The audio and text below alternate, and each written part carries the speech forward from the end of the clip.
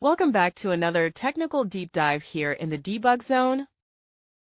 Today we're tackling a big question and breaking it down with insights from other users. Hopefully this clears up some misconceptions and helps you get the answer you need. So buckle up, stay a little curious, and let's jump right in.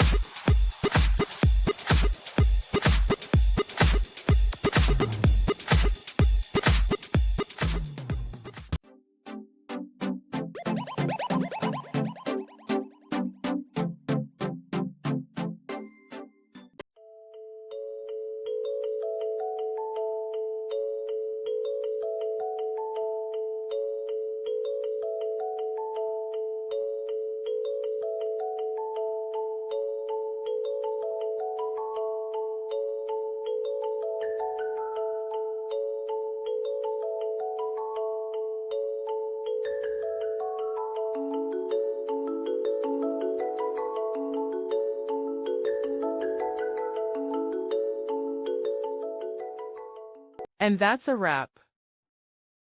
I hope you found the answer you were looking for. If you did, take a second to hit that subscribe button. It really helps out. And let me know in the comments which solution worked best for you. See you next time in the debug zone.